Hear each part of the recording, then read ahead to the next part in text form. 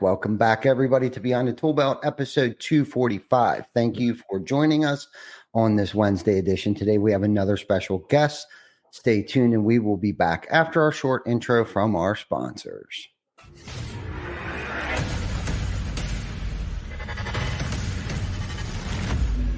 TC Packer. Roofing, siding, windows, gutter, solar. Roofing, siding, windows, gutter, solar. TC Packer.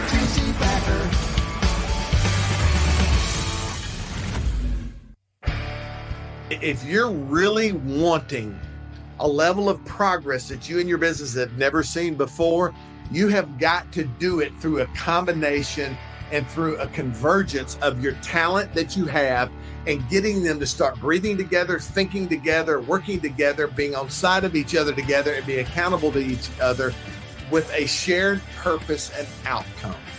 And create this sense of a culture and a community where people belong. It's not like your show. It's like we got to move from that, in my opinion. Oh, we're back. Welcome back, everybody, to our Wednesday edition of Behind the Tool Belt. We have another awesome guest today. Thank you, everybody, for joining us. Hopefully, you're on your lunch break catching us. But if you're catching us on the replay, don't forget to like, love, and subscribe to Behind the Tool Belt on your favorite platforms, because we are probably streaming on most of them nowadays. So anyhow, Reggie Brock, my man, I didn't tell you this earlier, but I got goosebumps. I do. I'm so thrilled that you're on the show. You've complimented. This has been a great year for Behind the Tool Belt. We've had some amazing guests on the show, and you just compliment that well. So thank you for agreeing to come on the show, allowing us to take you hostage for about an hour here and pick your brain so you can share your knowledge, your wealth of knowledge with our viewers, our listeners. Yeah. Thank you. Thank you so much for coming on. It's an honor, man. I mean, I'm looking at the screen now and watching that advertisement coming in. I'm standing amongst giants. I mean, all these sponsors you have, great friends of mine who do great things in the industry. And the fact of the matter is you're just really great people. And then seeing the kind of the reel of guests that you already had, me being episode 245 is a real honor. So Todd, thank you so very much I've seen you and watched your show at different events. And so I'm just privileged to be here. So thank you very much. Thank you. Thank you so much. Why, basically I'm practicing. Each week has been a practice. People still are following us. They're watching us. They're liking us. They're commenting. And it's just something that, I didn't grow up in the audio video industry or anything like that. It's just something that we wanted to start to plug a charitable event that we had going on in our local area, and it's kind of stuck. And each week we've gotten a little better at it. Vic's getting real good at the audio video thing, and I'm articulating the message a little bit clearer today, I think, and speaking clearly. And I don't want to get too polished, but I don't want to get away from my authenticity. But I do want to have a clear message to hopefully impact somebody that might be listening. And really, when I've identified that, I'm not doing this for me and how many ums or ands or F-bombs I might have dropped and how did I sound or how did I look, when I got rid of that mentality, because I'll be honest with you, I did struggle with that for a while. Like, oh man, I sounded dumb. That's not what this is about. It didn't even start out because of that. But I did worry quite often about those things, and I felt like it was holding me back. And now we both know what this is about, why we do this. I think it's important what you just said that people need to hear. When you can learn, at least in short doses, to take your eyes off yourself, what you want, what you're gaining from it, and really focus your attention on what you have that you can give for gain for somebody else, it's a shift and it matters and people feel it and they appreciate it. And so I think it's hard to find, Ty, now people who don't do things just for their own outlook. Like, it's hard to find people that are not me-minded constantly. Listen, I'm not saying that our needs are not important. They are. But we're living in a day and age where the me has so affected our everyday decision making, that the foundations of any we groups, any people that are around us and important to us, the foundations are shattering because we're just so focused on us. So I appreciate you saying that, because you taking your eyes off of you being polished and you being, your deliverables being spot on every time, to think about what is this doing for somebody else. I think it's not just admirable, but I think it's honorable. Thank you. Thank you so much. And I know that you're cut from the same cloth as I am. You want to impact people's lives. You want to change people's lives. And that's why you compliment, like I said earlier, you compliment the past 4.5 years that we've done this. The guests that we've had on the show are like you said, and our sponsors, are giants of the industry, people that are making an impact. Mike Goldstein, Joe Huffman, Chris Hofstra, Joe, and those guys over at Lead Scout, Hook, Tim Brown, and the list goes on of our supporters and people in the background that don't necessarily want the notoriety. I mean, and that says a lot about who they are. But now that you're talking about this, I know that you're working on this, world that we're in today, and building a we first culture, and in this me first world. Let's talk a little bit about your transition, your background, and your transition. Before we get into that, I know you're no stranger to the roofing industry. Okay, I know you've been around it. You may not have been necessarily a roofer, maybe you were a roofer, but I do know that you've been around the industry. So let's kind of like start your introduction there, a little background transition, and share your journey on how you're at now. Yeah, I was raised in a preacher's home, and went to college at a Bible college in Springfield, Missouri, and I left college going into the ministry, and married shortly after I got out of college. I was traveling and preaching in different places and holding different types of meetings for churches, and the woman that I married at the time kind of got fed up with it quick, because it's a tough life being on the road. I mean, it's not easy, especially in that world. And as newlyweds and all that, it was hard. And so one day I came home and all my clothes were on the front porch, and she's standing there with her mother, which is never a good sign.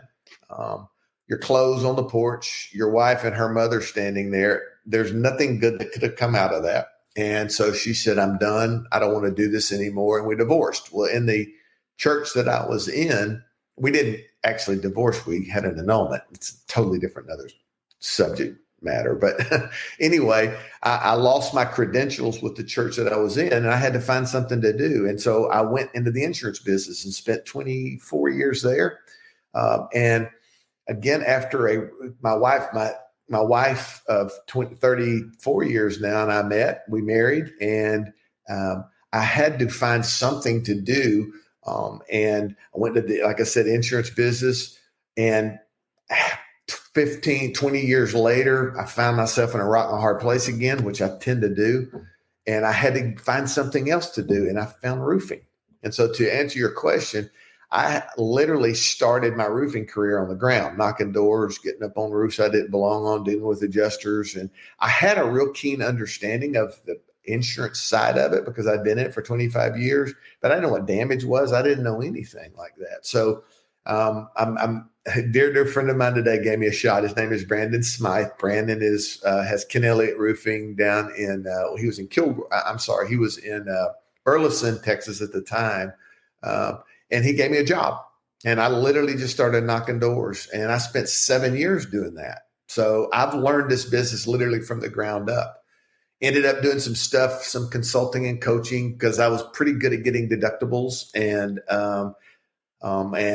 got contacted and ended up in distribution for 5 years. And listen, the season of my life a year and a half ago, I decided I really want to do something more in line with what's in my heart. And so I started getting more into the coaching consulting side of things, and it kind of leads me to today. And so that's kind of a brief history and background, but I run a long journey, but I think it's prepared me for the moment. Mm-hmm. Yeah, such a great story, and I didn't know about all of the further back stuff, but I Yeah. did know, and I did know that you were knocking doors and doing inspections and stuff like Yeah. that. I think I knew of you in your Beacon days, so Yeah. didn't know the full backstory of the out doing appointments and knocking doors and Oh, stuff yeah. like that. So kudos to you, because I think we all know that's been in that position of going out knocking doors. It's not easy. It's brutal. It can be very lucrative. I think that's why a lot of people are still doing it today. And so kudos to you, and that's fantastic. And so now you're coaching and mentoring. You had a little bit of experience with that when it came to the insurance world and stuff. So let's talk a little bit about like your what are you doing now? Like for are you doing it for entrepreneurs? You doing it for sales teams? A little bit of both? Like what does that look like now? Yeah, kind of both. The premise of what I believe is this: we have just avoided each other too long, Mm-hmm. and we've kind of separated ourselves into individual silos. We've isolated ourselves. We have bought into the notion that we can build the world that we want. And the fact of the matter is, I think we need each other more than we think we do. And so there is power, I feel, found in we that exceeds even our own individual talents and aspirations and abilities. And so, I mean, the happiest days of my life, Ty, were when I was on a team and I felt like I had people to depend on, and I felt like people could trust me and I could trust them. Most of that stuff is like not really available today. I mean, like most people feel like I go, I do a job, I check all the tasks, and then but my purpose and my plan is built upon what I need for me. And they just kind of not really concerned about anybody around them. And I think it's created great separation and loneliness. And so my ambition is, and I believe this, we can go further and we can do more together. So the whole idea for me is, how do we compel, not command, but compel people to start moving closer together? Because here's what I know. You and I can produce things together that you nor I could do alone. Think about that. Like my wife and I, Connie, have a son. He's 33 now. And, when we got married, we decided we want to have a child. And the reality of it is, by herself or by myself, neither of us could do that. We produced, co-created something together that neither of us could do apart. Here's what I'm declaring to people, and that's this. It may not be something missing in your life. It may be someone missing in your life to get you to a place you've never been. And so when we start commingling our talents, we're able to produce things like my wife and I did that by ourselves we never could. And I think that's exciting to me, to be able to think, finding partners, finding collaborators, finding people that in our work environments or in our home environments where we go like, all right, we're going to share ourselves one with the other. We're going to give of ourselves our strengths and our weaknesses, and we're going to realize that together we can produce more than we can apart. And that creates a level of excitement. And I believe the other thing it does, it gives us a path to some of the things that many of us have been chasing for years, but just not yet attained. And I think it's found in when we are willing to come back together and we're willing to be able to say, we is more important than me. Now, let me be clear.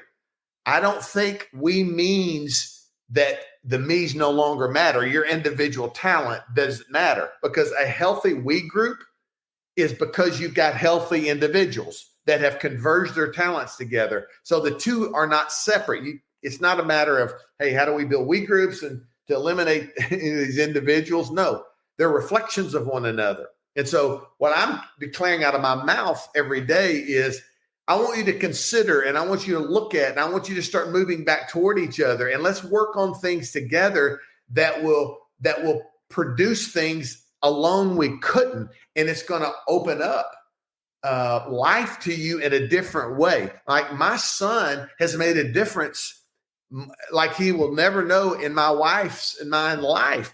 We produced something together that we couldn't do apart. And so rather than us running from each other, I'm trying to get us to come back together and to create things alone we can't. Man, this is such a great topic, Reggie. I mean, this could apply to so many different facets Right. of life, personal, professional, teams, other companies collaborate. I mean, this could open up a whole dynamic of unity. I mean, I love how you mentioned it and you brought your wife into the mix right away, first and foremost, because we talk a good bit about this where a lot of it starts at home, right? Like the things that we practice, how we treat each other, how we're raising our children and the principles that we're trying to distill in them and things like that. And I can honestly agree with you too. Like, Jana, she's made me a better person. Without her, I wouldn't be who I am today. I mean, she has been the driving force that has helped motivate, get me out of bed. And it's just like, not to talk about politics, but I've often said this about, presidents, right? Like, who do you think the president is laying in bed talking to you like, honey, I just don't think we're going to be able to pull this one off, Right. and they're not even getting the credit that they're the ones that are giving the sound advice at times or the motivation when needed, so behind every good man, there's a better or great woman. So that's a good point there. And I love how you started with that. And then to raise children, like what the children, both of us together have been able to raise 3 beautiful children, 3 beautiful grandchildren. Okay. That are, mostly a mere reflection of our relationship together.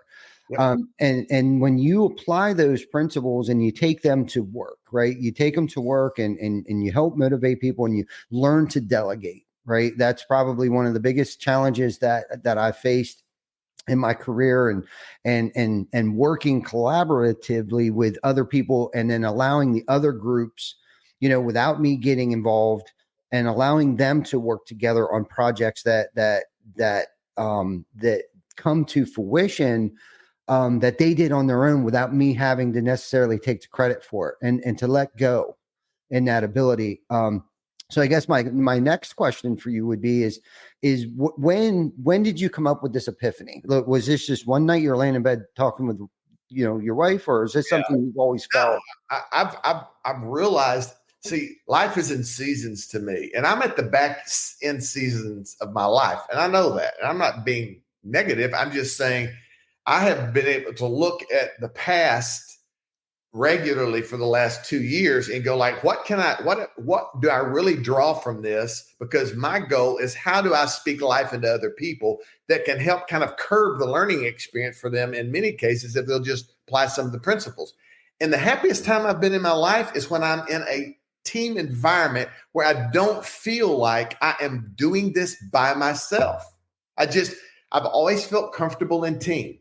I mean, at college, played high school, college football, and I was always the most comfortable when I was around guys that I knew shared common purpose with me.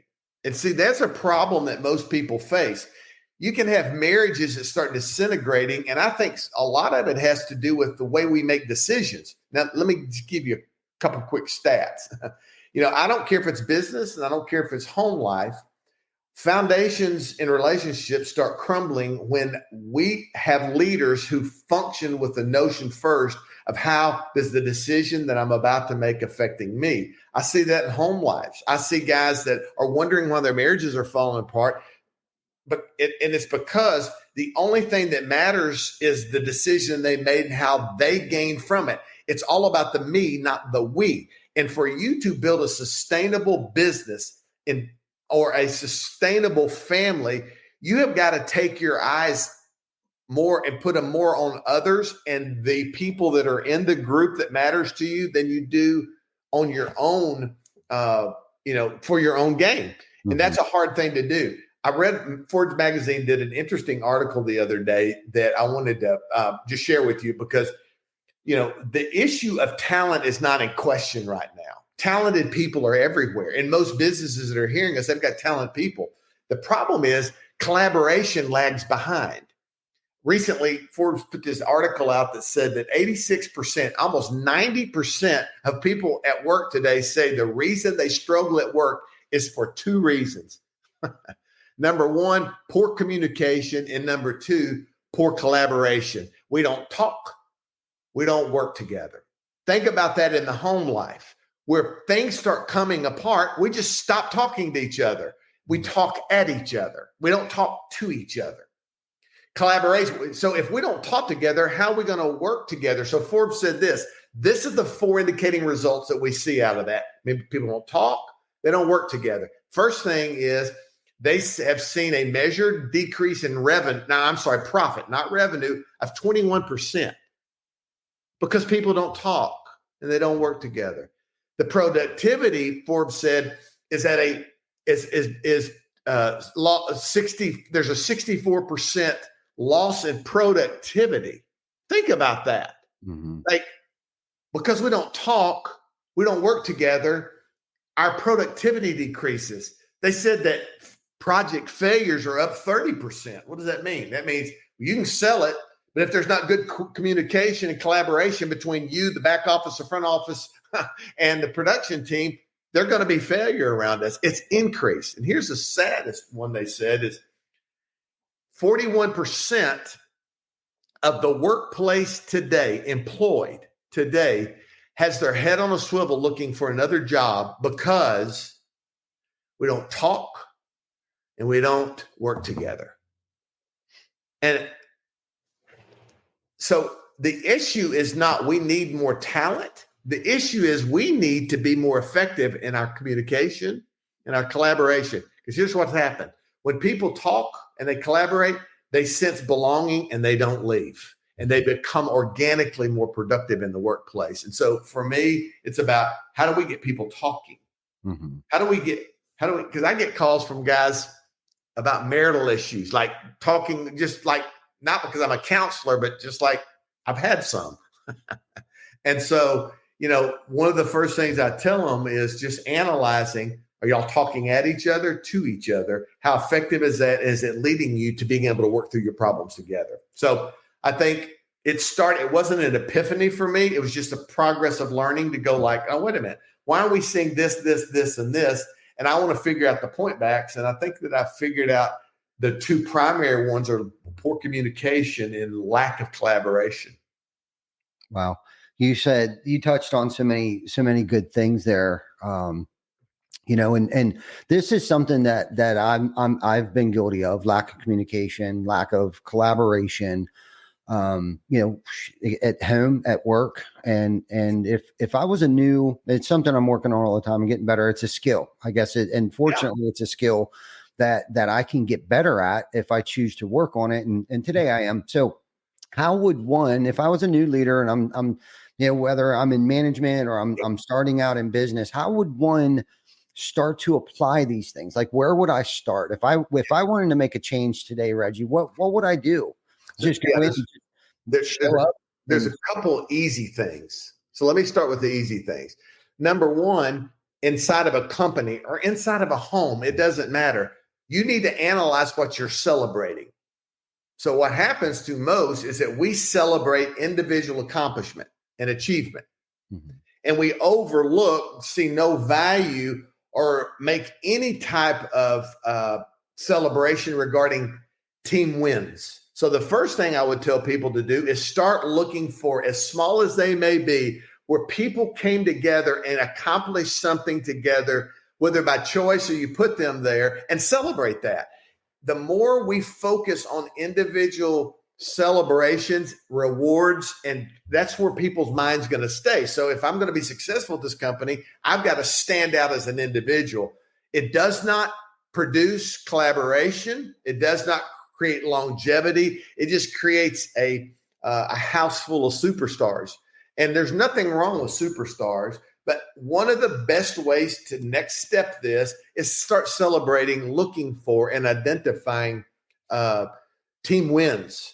That's a big deal. The other thing that I would suggest is you have got to create space inside of your company where people feel safe to talk about what's separating them from wanting to work with somebody or your management team, and give them the ability to talk about that without fear of repercussion.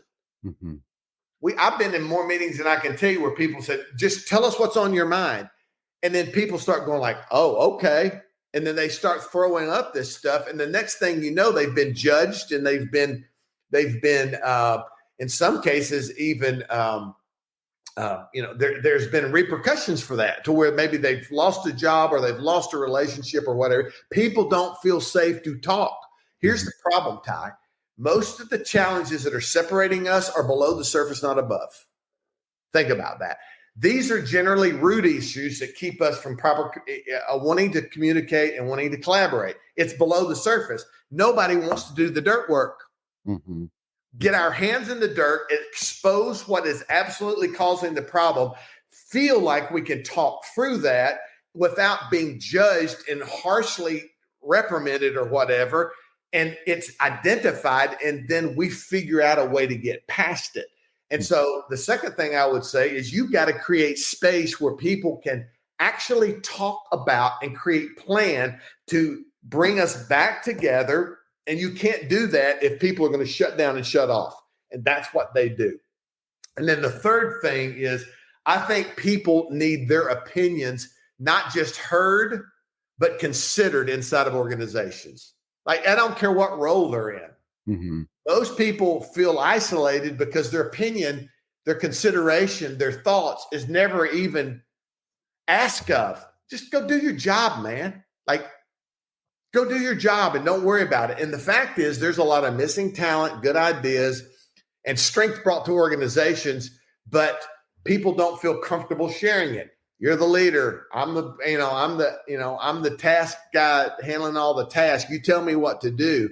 And so my point in that is, give people air. Let them talk and contribute, not just at a task level, but at an input level. Doesn't mean you have to agree with everything nor implement everything, but listen to this, seen and heard creates a sense of belonging. And if you want people to stay, let them feel like they belong. And the way you do that is if their voice is heard and you celebrate these wins that I've talked about the way I have. Yeah, that's so good. That's so good. And again, that's a skill in itself. Yeah. And I think a lot of that has to do with being okay with me and confident in my skill set, and not feel intimidated by other people's opinions, and that it's my way or the highway. And again, it's just something I've worked on over the years. I've gotten better at it. And I think, and I agree with you 100%, is giving them that empowerment of allowing them to make decisions, and also leaving enough room, like you said, touched on very briefly. You said something, and I thought you were going to say, allow them to make mistakes. Yeah. As well. You got to become calloused. If you're going to be in any type of leadership position, you have to become calloused to to others, people's mistakes, because people are going to make mistakes. That's why it's called human error. Anytime there's humans involved, there's going to be error. Okay. So we have to, as leaders, as entrepreneurs, as managers, we have to become okay with other people's mistakes, because you have to understand, at least for me, the mistakes that I've made over the years have always been learning experiences. And without those mistakes, I wouldn't be who I am. I wouldn't be the father. I wouldn't be the son. I wouldn't be the individual that I am today without the mistakes and the lessons that I've learned along the way. So there has to be enough room for mistakes. There has to be enough room for others' ideas to be brought to the table. They need to be heard. And that's what I'm hearing you say. And I believe it. I believe everything that you're saying.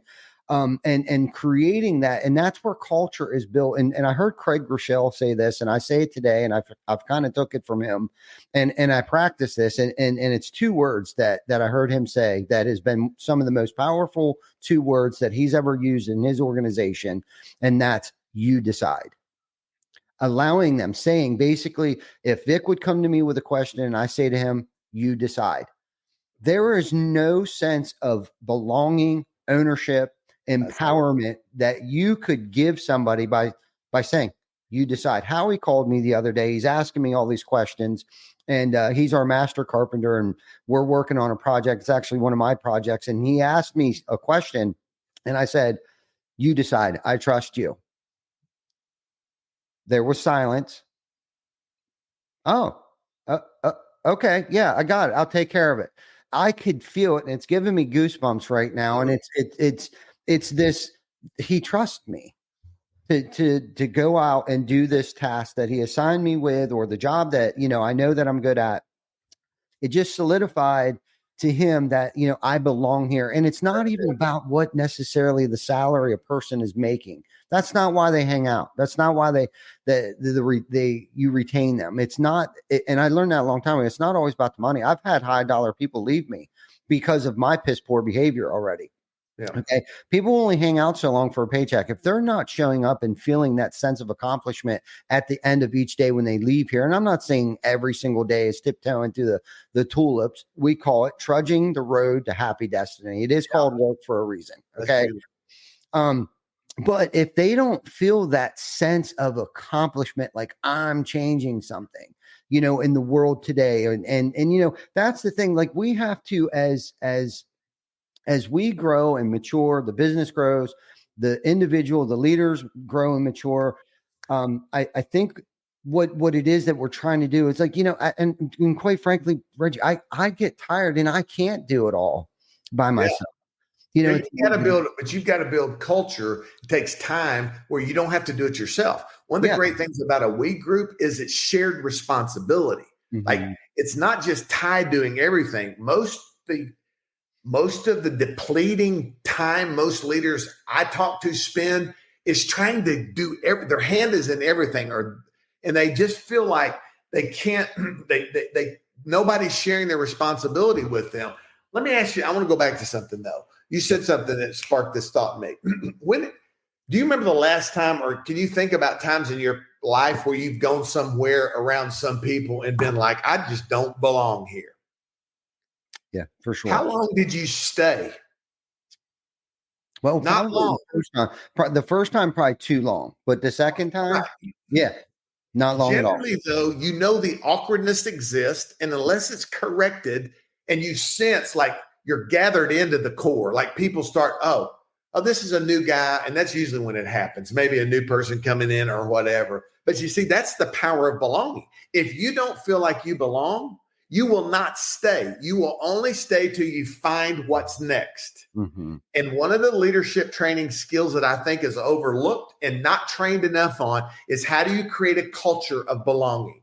And then you create it by standards, and people use the word culture all the time. You know what the word culture means? It's shared values, beliefs, and structure. And so if people don't buy into your culture, you're not going to have to get rid of them. They will move on. Mm-hmm. But until you get to that place where you can promote and you can create a sense of the right people belonging. Go back to your example a minute ago when that guy called you, and you said you choose. Do you think you could beat him away with a stick right now? I mean, that dude is with you. Why? Because you trust him. He belongs here. And I'm telling you, if I'm ever asked again, that's one of the things I would really speak on is leaders understanding the power of belonging. If people don't feel like they belong, they're going to leave. They don't leave statistically over money or benefits. They leave dramatically over the issue of, I do not feel like I belong here. Most marriages end because somebody don't feel like they belong anymore. It's the same categorically anywhere you go. No belonging, I'm out. Mm-hmm. What are we doing as leaders to develop that sense of you belong here? I validate you're here. Here's the reasons why. Here's what we do. Thank you for your contribution. Now let's move on. It just doesn't happen enough. Mm-hmm. No, I love that. I love that so much. Because this is something that I continuously work on a daily basis. This is the stuff that I get out of bed for. And we've had people come into our organization, and they become our family, at least here. We don't call each other employees. We call each other, co-leaders, co-workers, teammates, things like that. Mostly everybody stays, and we've had a couple left, and there may be a couple that might leave, but those that stay, grow, right. And we're of the growth culture. They grow personally, they grow financially, they grow professionally. Yeah. They are not the same person when they arrived here. And those that might leave, they take those tools with them that we show them, and hopefully with those tools that they receive after they come through these doors, that they go out and they impact. And I hope they make $100 million, to have that impact. But I can honestly say that those that have come through here, and I'm not saying that to that's because of my own growth and my own passion for growth and personal development. And I want to see those around me strive and have goals. And I want to hear their goals. I want to know what they want to accomplish in their life, their dreams and their aspirations. And then this is the thing. It's like our dream. I think Ed Milet said it one time, our dreams have to be big enough for their dreams to fit in. But I want to take that to one step higher. Our legacy needs to be big enough for their legacies to fit in. And how we do that is not by restraining them and putting dumb rules in place and no, you can't do this until I approve it, or whatever the case might be. We need to teach them how to think, not necessarily what to think. We need to teach them how to think on their own devices with the tools that we've provided for them, so they can go out and do the job. Because if they're good at their job, they're enjoying what they do, the company grows, and it gives more opportunity for just as talented people to come into the organization. So watch this. I think that there's two characteristics that help shape what you're saying that I want to share with you guys. The first thing is this: to get to that point, there has to be effort made to create clarity mentally. Like, people need to understand clearly what's asked of them, what they're buying into, and the obligations and responsibilities that come. Just real clarity. I mean, and we're not really clear, and so people get confused, right? The second thing is we lack emotional balance and maturity. I mean, guys, just like, and I'm one of those guys who at times I've let my emotions drive me to a place that's created separation with people because I just had to have my way. And so I think one of the things that great leaders do is they install effort and time and training into how do we create message that is mentally clarifying, and it creates, and we teach and train to how do we develop not just their skill with their hand, but their emotional abilities to be able to perform the task we're asking of them. And that's not a big ask. We just don't look for it. Like, and me and you both have friends that do, I call them action heroes. Like, they can go in and they have these sales, you bring them in and they can turn your sales guys around. And they give them great actions, new actions, whatever you want to call it. But the problem is, an action is precipitated by a thought and a feeling. And if we don't focus at all on the way people are thinking and the way people are managing their emotions, their actions will be unpredictable. So if you really want to change the output of somebody, it's not starting at the hand level, like doing stuff. It's about, how are you thinking about this? How do we need to position this in a different way so you can get a different outcome?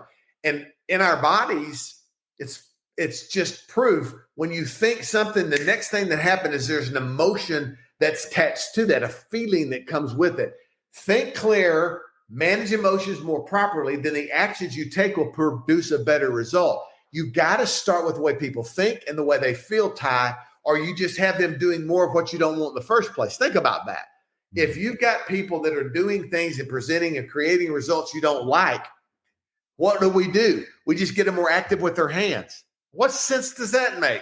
If they're producing something we don't want them to produce, why do we want to produce more of it?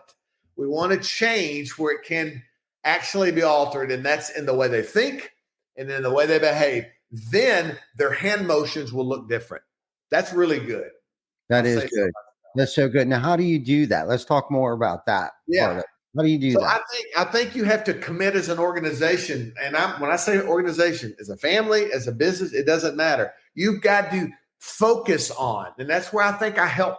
So I'm helping some guys right now, is how do you see a result that you need And how do you start wrapping mentally around and dealing with some of these, all of us have these, I call them deficits, these internal deficits. Our mind just runs and tells us these lies, and we have belief systems that we have to overcome. It takes work to rechannel and reprioritize the way we think about the simplest of things, Ty. And so, there are tools out there. I use a tool called Positive Intelligence right now that puts me through these daily exercises of constantly reprogramming my mind to think about things differently so that I can execute on them in a new and different way. Then the biggest problem I've had after I've had this cluttered way of thinking about stuff is I'm highly emotional. And if I'm not careful, I will react in a way that impedes my progress. I blame other people for it, but it's really me. I just haven't learned to manage my emotions. And so you have to really do concentrated training, to me, on those two areas. Not just, hey, we're going to meet together today and we're going to, and we're going to talk about our scripts, and we're going to talk about when they knock the door, meet the adjuster, all of those action items. They're good. But what about this? What if we had a different mental picture and a different emotional reactions to adjusters who show up rather than thinking like they're here to destroy us and to take money from us? And what would it do to us mentally and emotionally, the actions that would follow? That's the way you build this. There has to be time committed to being willing to go like, all right, this is about reshaping the way we're thinking about a particular task. Can we at least consider doing it a different way? Like, can we consider, how would we process that mentally? We're going to get everybody's opinion talking about this. So now we want a different action. We don't want to go up and worry about who's going to get thrown off the roof with an adjuster. We want to figure out things mentally that will create a different response, a different reaction or result. Then we have to, which we're not good at in roofing, dude. We're wild as bucks when it comes to our emotions. Most people are telling us, you got to fight, you got to hurt. If you don't win, you're going to lose. And it just makes us emotionally frayed. And so you just have to spend time focused on how do we, and this is kind of some of the stuff I do with teams and individuals, is how do we create a different place mentally? How do we create more control mechanisms emotionally so that we can actually create different outcomes in what we're experiencing? It's like anything else. You have to train it, you have to spend time with it, and you have to commit to it. That's so good. That's so good. And I like how you were talking about, you were referring to it as tools. And, I've been taught and I've studied some things too. And what it has done for me is it's created what I call my tool belt. Yeah. And not every tool I'm going to use every single day, but they're in there in case I need them, just like anybody's toolbox, right? You don't always use every tool, but I always keep the toolbox in the back of the truck. Right. Yeah. And, so with these tools that you're providing people, contractors, leaders, managers and stuff like that, what is a good exercise or tool that I can pull out when I'm feeling emotionally threatened by an adjuster? Like, do I count to 10? Like, what do I do? That's a great question. So I call it the power of pause. Okay. There is power in pause. When you feel it, you feel that rush, that adrenaline. Just like, oh God. And then before we stop, we respond. Like, it's just a bam, it's a reaction for us. And you start learning how to pause just for a moment, to clear your mind, to let oxygen get to your brain, for you to start seeing. But see, we're programmed to believe aggression is our best path. And so the pause makes us feel like we're getting taken advantage of. I'm here to say today, it's untrue. You are better suited to stop, pause, and quiet yourself for a minute before you respond, because you're going to, there's neurological issues here too. Like when we get into that heightened state of like, oh my God, it's fight or flight. We're going to fight about this, or we're going to flee from this. oxygen starts being lost and shut off in the brain, and it makes us react in a way that probably is not going to be the outcome we're looking for. So I tell people, look, you're going to feel it before you say it. And if you can stop it before you say it, reflect, get quiet, and just give yourself a moment, chances are you're going to reduce some of the mistakes we generally make, in my opinion, in conflict situations. Just pause. The power of pause. And it's hard. God, is it hard? But you you have to practice that in situations where that, you can't always, you have no idea when conflict's going to happen. I'm driving down the road. Some dummy pulls out in front of me and boom, it hits me. I'm like, oh, pull over. All right, what? Okay, wait a minute. I'm going to pause here a second. I got in the car. I'm driving down the road. The chances of somebody cutting me, I have to prepare myself for that. So I go into the day thinking like, there's probably going to be conflict coming along. I need to prepare myself now to realize, not that I can assure myself that I'm always going to act the right way, but my first thought is, I feel emotion, I pause. Like, whoa. So that would be, I think, a way for people to learn to cope with this. And it's not easy, dude. Many of us have been built over years, our response. It's just natural as breathing. And so to have to go back in and to dig into ourselves and start reprogramming the way we think and feel is tough. And that's why most people don't do it, Ty. They just don't want to work. They don't want to put the work in it's going to take to create a different result. So what they do is they pile in more action, hoping the result changes, and they're only fooling themselves. Yeah, no, I love that. And a lot of it has to do with self-esteem and unresolved issues that weren't dealt with, that could have took place generations ago, decades ago. And that's where, the self-mastery and the self-improvement is not just physically, right? It's a lot of mental stuff that are unresolved or not dealt with. And what I liked about your little exercise that you were describing, that can be applied in any situation. It could be work life, home life, at the grocery store, driving in the car, that the power of the pause. And I don't know how many times I've put my foot in my mouth and have behaved poorly. And I think it was the moment where I've actually was able to see myself in somebody else and their behavior. And I was like, wow, I wasn't, they're an idiot. My reaction was, wow, that's me.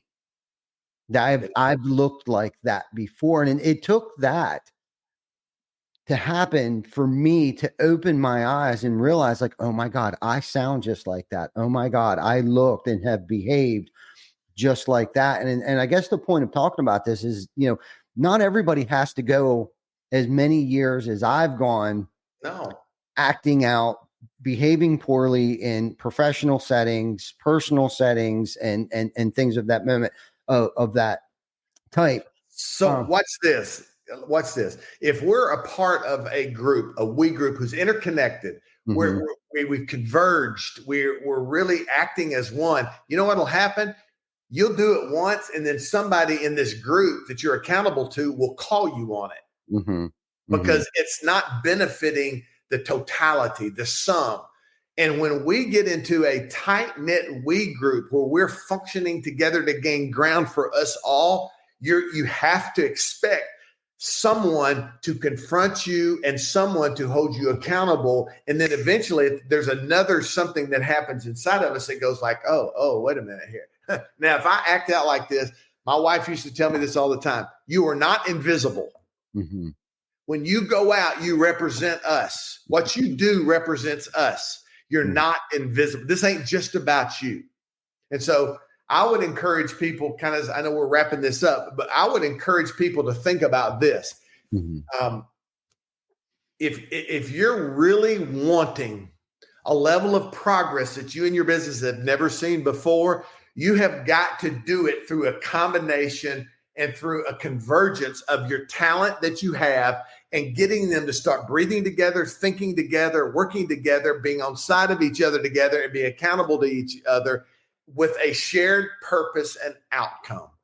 And create this sense of a culture and a community where people belong. It's not like your show. It's like we got to move from that, in my opinion. And so I think, and I'll say this in close, Ty, there's three things that I think are really critical that are, from a benefit perspective, we cultures create. And that the first one is this, again, I said it earlier, but it's like shared responsibility. How much pressure this takes off a leader when they feel like there are others there that are sharing not just the responsibility, but the purpose. Where are we going? How are we going to get there? And I'll take my part of the responsibility, Ty, as my leader, to help you move forward. You can't do that by yourself. I know a lot of guys that are leading like that now. They're just trying to do everything themselves. The second thing that it does is it creates this amplified impact effect. One person's efforts are limited. And I know I'm going to get a lot of flack about that. But together, our impact multiplies. When we start coming together, our ability to impact a challenge in front of us skyrockets.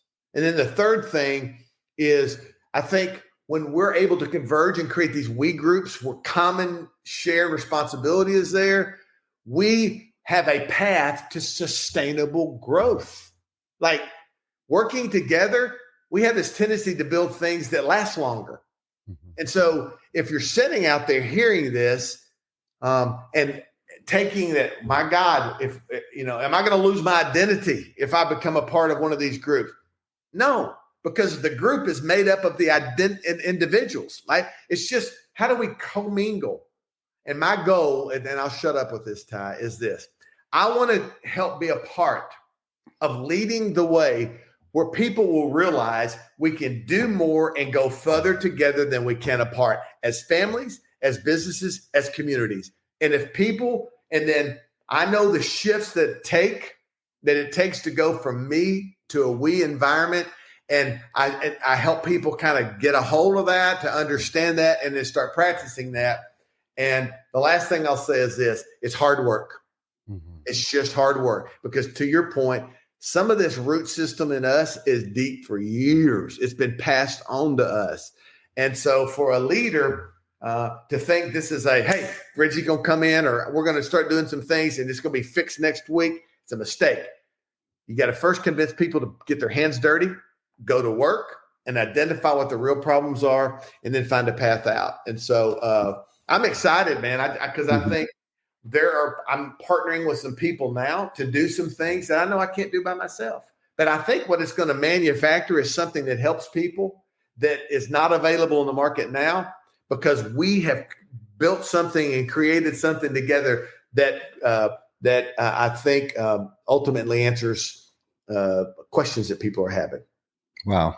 Good, man. This has been good stuff. And when you were sharing there, what kept going through my mind was as long as you set the mission, create the vision, and then have the goal, as long as the team understands that 3-step process, and as long as we, as me, speaking of me, can stay out of the way, because I'm the only one that can ruin this thing when that momentum is there. And you're talking a lot about momentum. Once you build that momentum and you can get out of the way, and everybody's cohesively working together, and they're communicating, and they're collaborating on projects and tasks and all these things, like, the only person in that room that could possibly ruin that is me.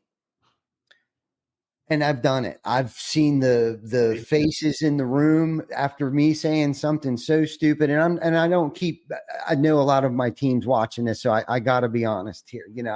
I can't come out here and be somebody that I'm truly not. But this is, again, talking about the skills, right? This is a skill that every single individual under the building, under the roof, any roof, household, commercial building, whatever, has the opportunity to work on this, working together with other people, because there is more security in that. And I think where some people get jammed up is that if they're afraid, if they divulge too much information, now it becomes a job security risk. And it's the exact opposite of everything that you just said, Reggie, is that the cohesiveness of working together, you are going to 10x the goal every time and shoot for another goal. Raise that goal higher. When you can collaborate with more people on the mission, the vision, and can hit that goal in light speed time and move on to it. And again, going back to bringing more people into the organization, having more impact on your local communities and those that work with you, it's a really cool place to be. And I know where you're at, Reggie. It's a good place. And I got so much more to learn about it myself, but it's because of, I selfishly bring people on the show so I can pick your brain and become a better human being myself.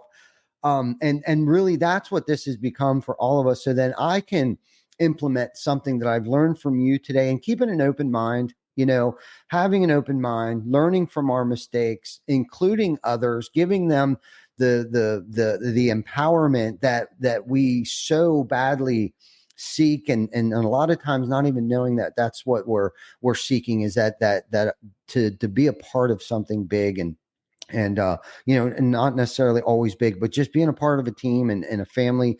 Belonging. Yeah, it's just about belonging. The sense of belonging. That's exactly what I was looking for. That sense of belonging and that safety and security. Like that is our job as human beings. I don't care what position you hold, but it's that feeling of being a part of something, right? And growing with other individuals and learning from other individuals. And that was something I wanted to talk about too. Like when you're learning more from your team than your team is from you, that's when you have a genuine culture. And that in a nutshell is what it's really truly about. Before we get off here, Reggie, what is one last thing that you want to leave somebody entering into the entrepreneur leadership management position? What is one thing that you've learned over the years that you want to leave with them that they could implement today? So Chuck Toki, friend of yours and mine too, said something the other day that stuck with me that I never heard. He said this, he said, Reggie, always put the cookies on the bottom shelf. I'd never heard that before. And I'm like, what in the world are you talking about? He said, make it clear, make it concise, make it simple so that people can buy in. Here's what I would tell an entrepreneur. I would tell anybody this, the more open, transparent, and willingness to create a sense of belonging, no matter who joins you, is going to propel you to greater heights than you will ever be able to do by yourself. Right before I jumped on this show today, I was on a call with a guy who for 20 years has been one of the most successful people I'd ever seen. And guess where he finds himself today? Alone, by himself, because no one ever believed that without him, this thing could work. He didn't believe that. And so people would come and they would go, and he's frustrated. And so I think what I would leave your audience with today is this, guys, creating that sense of belonging at home, creating that sense of belonging in work, and giving people the sense of empowerment in terms of, like you said, you make the decision, you make the choice, takes us to a place where synergy, where cohesion, where communication, where collaboration thrives, and growth happens way beyond what we can do ourselves. And I think that advice will lead to the ability to face challenges together and overcome them and find the success all of us need and want. Amen to that, man. God, what a great episode. I think I'm watching this one over again. I'm serious, because this was so good. Reggie, you dropped so many good golden nuggets that will last for generations to come. The steadfast advice that you had given me and everybody else that's listening out there, man, like you can implement all of this stuff today, immediately, So thank you for coming on the show. Thank you. We're at our hour mark here. Thank you for everybody watching, tuning in. If you didn't catch the whole thing, man, I would highly recommend, and I'm not just saying that, I would highly recommend checking this out on the replay. Don't forget to like, love, and subscribe. And until next week, take care of each other. Yes. Stay safe out in the world. And Reggie, thank you again so much. Thank you. My honor. Yes. Thank you so much.